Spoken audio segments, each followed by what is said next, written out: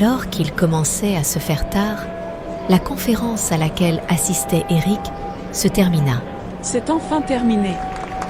Tu restes avec nous ce soir?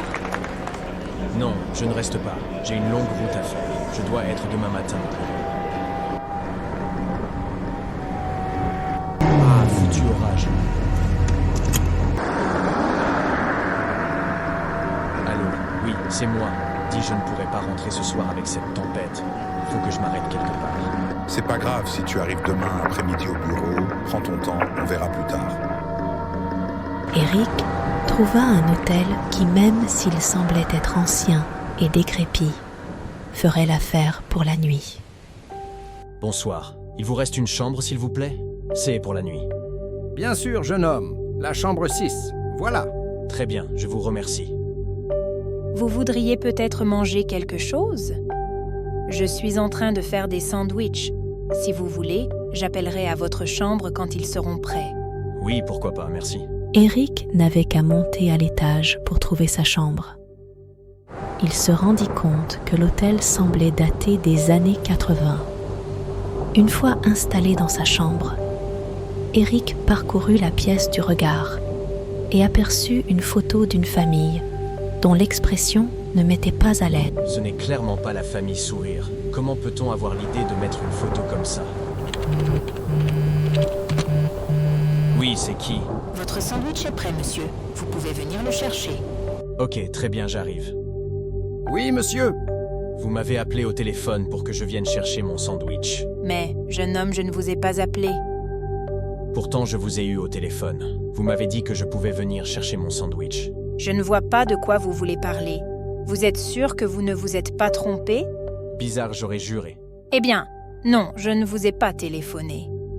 Mais votre sandwich est prêt puisque vous êtes notre seul client pour la nuit.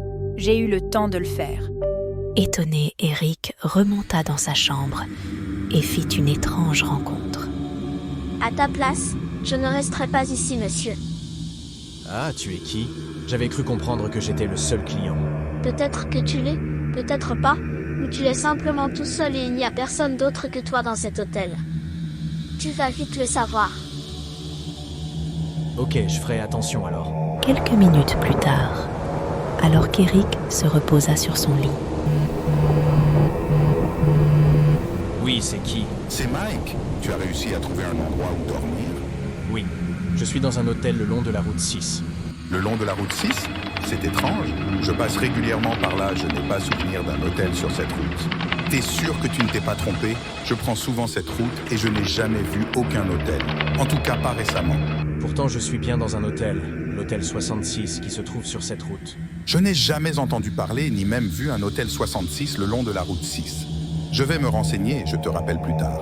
Alors qu'il termina son appel, Eric remarqua qu'un phénomène étrange se produisait avec le portrait de la famille qui se trouvait sur le mur de sa chambre, suivi de bruits provenant du couloir. Il sortit dans le couloir, alerté par le bruit. Il découvrit à sa grande surprise que le couloir était à l'état de ruine. Eric se rendit à la réception de l'hôtel afin de comprendre ce qu'il se passa auprès des propriétaires. Là aussi, l'endroit était tombé dans un état de délabrement incompréhensible et les propriétaires avaient également disparu. En continuant ses recherches, il eut l'idée d'utiliser son téléphone pour avoir de l'aide. Mais son téléphone émettait des bruits étranges. Eric décida de monter dans les étages de l'hôtel. Quand soudain, à la fin d'un couloir, il vit dans des escaliers la silhouette d'un homme qui lui rappela étrangement l'homme sur le portrait qui était présent dans sa chambre.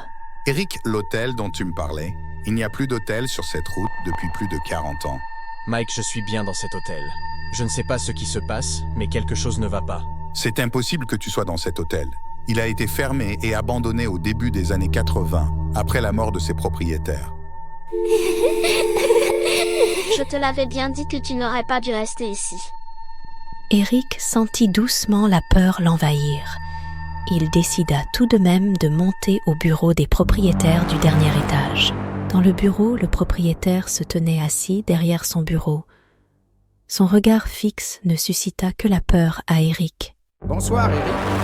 J'espère que votre chambre est à votre convenance. Qu'est-ce qui se passe ici? On ne se moque pas du confort du client, Eric. Surtout quand ce dernier devient client permanent. Quoi, comment ça?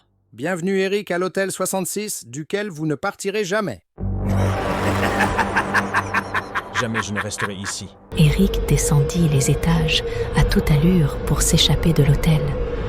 Mais une fois devant la porte de sortie, celle-ci était fermée.